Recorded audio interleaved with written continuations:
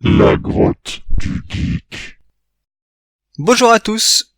La dernière fois, on a explosé Rondoudou avec un marteau. Et vous vous dites sûrement que j'allais le jeter. Eh bien, en fait, c'est pas tout à fait comme ça que je fais. Habituellement, quand je rate une pièce en 3D ou quand comme ça elle sert plus à rien, je la récupère. Donc j'ai un petit sachet avec les pièces de la même couleur. Et puis je mets des petits bouts dedans. Alors les petits morceaux d'éclat comme ça, y a pas de problème. Ils vont rentrer dans le plastique. Par contre, le Rondoudou, il est un peu gros.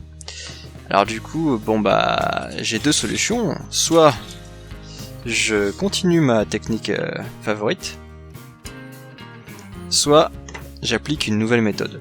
Et comme on a déjà fait le coup du marteau la dernière fois, et bien cette fois-ci je vais vous montrer quelque chose d'inédit.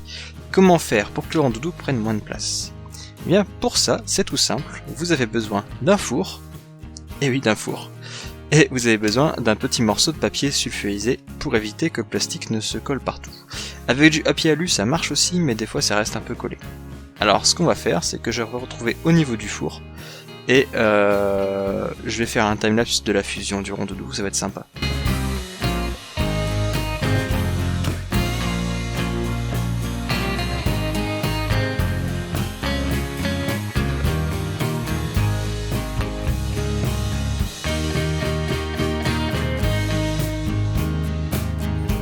Et voilà, j'ai laissé refroidir. Du coup, j'avais mis le four à 160 degrés et en chaleur non tournante. Juste pour que ça tombe bien tranquille. Avec la chaleur tournante, ça aurait fait des flux d'air et ça aurait bougé un peu. Bon, c'est pas grave, hein. Les deux fonctionnent très bien. Et du coup, comme c'est un papier sulfurisé, ça se décolle tout seul et ça laisse pas de traces. Voilà.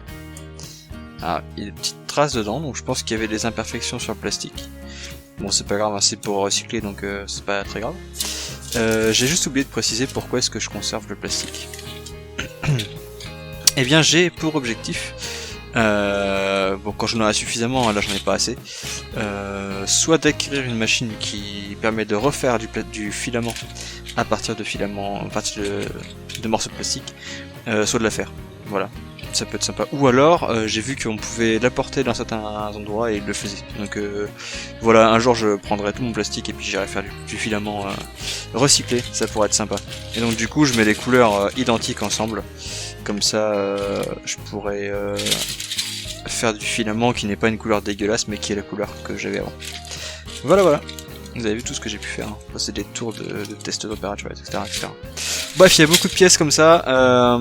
Ce que je vais faire du coup, c'est mettre ça de côté. Quant à moi, c'est terminé pour cette vidéo. J'espère que ça vous a plu d'apprendre un petit truc comme ça et de savoir qu'en 10 minutes on peut faire fondre du plastique. N'oubliez pas que ce n'est pas réservé aux impressions 3D, hein. Tout ce qui est autour de nous est fait en plastique. On peut notamment faire fondre les bouchons de bouteilles d'eau qui sont dans un plastique qui ne sent pas quand on le fait chauffer, contrairement à l'ABS, le PVC, etc. Voilà.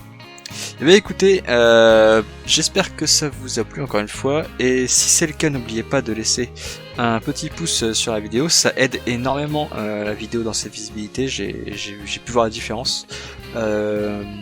Et puis si c'est toujours pas fait et que ça vous intéresse, n'oubliez pas de vous abonner et de cocher la petite cloche pour les notifications.